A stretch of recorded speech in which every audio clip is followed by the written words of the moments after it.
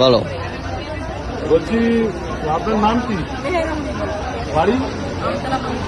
আচ্ছা, এই যে স্বাস্থ্য আমাদের অভিষেক বন্দ্যোপাধ্যায় এই যে সেবাশ্রয় যে ক্যাম্পটা করেছে, এতে আপনাদের কি উপকার হচ্ছে? উপকার হচ্ছে, ডাক্তার ফ্রি পাওয়া যাচ্ছে, ওষুধপত্র ফ্রি পাওয়া যাচ্ছে। হ্যাঁ, ডাক্তার যেতে লাগে না, ডাক্তার যাওয়ার পয়সা নেই, ভালো পাওয়া যাচ্ছে। আপনি কি আজকে ডাক্তার দেখিয়েছেন? হ্যাঁ, ডাক্তার কি ওষুধ দিয়েছে? হ্যাঁ, ওষুধ দিয়েছে। তো আপনি যে আমাদের যে অভিষেক বন্দ্যোপাধ্যায় এই যে সেবাশ্রয় ক্যাম্পটা করছে, তার জন্য আপনারা খুবই উপকৃত হচ্ছেন, তাই তো?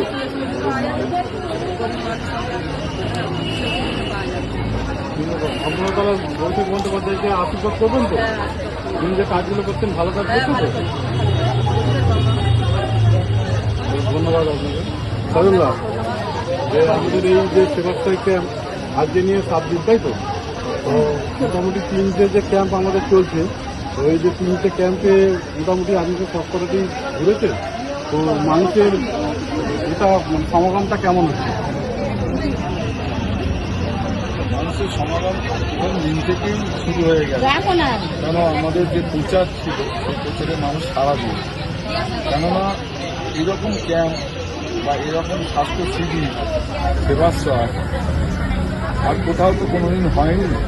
তো মানুষ ভাবছে যে আমরা ভালো ভালো ডাক্তার আমাদের থেকে বিনা পয়সায়, আমাদের সমস্ত রকম টেস্ট করবে বিনা পয়সায়, আমাদের ওষুধ হবে বিনা পয়সা, কোনো ক্রিটিক্যাল কেস হলে, কোনো হেভি ইঞ্জুরি হলে, কোনো জটিল কেস হলে সেইগুলো দেখাবার জন্য ব্যবস্থা করে দেওয়ার এখানে সুব্যবস্থা আছে। তো সেই জায়গায় দাঁড়িয়ে মানুষ একটা টোটালি ভাবছে যে এইরকম একটা সুন্দর জিনিস মানে আমাদের এমপি সাহেবের মাথা থেকে বেরিয়েছে, তার জন্য এমপি সাহেবকে সবাই আশীর্বাদ করছে, ধন্যবাদ জানাচ্ছে, বয়স্করা আশীর্বাদ করছে।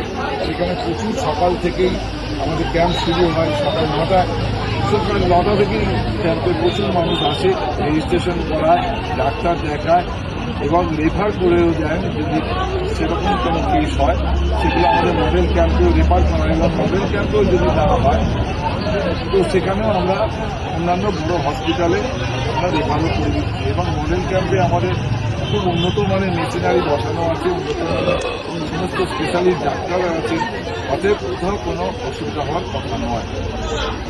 আচ্ছা, মানুষের ডিমান্ড হচ্ছে যে ওই চোখের ডাক্তার নিয়ে এর আগে 2 দিন ডাক্তার বসেছিল, তো আরও মানুষ চাইছে যে চোখের ডাক্তার যদি আরও এখানে আরও কয়েকদিন আনা যায়, তো সেরকম কি কোনো ব্যবস্থা করা হচ্ছে চোখের ডাক্তার আনার জন্য? চোখের একটা ডিপার্টমেন্ট, এমন একটা ডিপার্টমেন্ট যে সাধারণত বয়স্ক মানুষের সবারই একটা চোখের প্রবলেম আসে, একটা 60 ইয়ার। তো সেই জায়গায় দাঁড়িয়ে তারাও চাইছে এই সুযোগটা গ্রহণ করার জন্য, এবং আমাদের এমপি সাহেব তো এই সুযোগটাই করে দিয়েছে যে আপনাদের চোখের প্রবলেম থাকলে নিশ্চয়ই আমার ক্যাম্পে এসে, আমাদের ক্যাম্পে এসে দেখান। এবং চোখের ডাক্তার একদিন আমাদের দিয়েছিল, সেদিন আমাদের অনেক মানুষ চোখের ট্রিটমেন্ট করিয়েছে, কিন্তু পরবর্তীকালে আরও একটা দিন আমরা চেয়েছি। আমাদের অভিষেক বন্দ্যোপাধ্যায় আত্মসহায়ক গতকাল এসেছিলেন, আমাদের 3টে ক্যাম্পে ঘুরেছেন, আমরা তাদের সঙ্গে কথা বলেছি।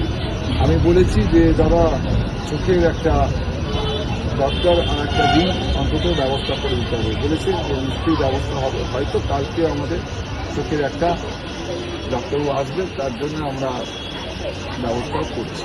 ধন্যবাদ, ধন্যবাদ আপনাকে। চলো, আমার গাড়িতে যাবো।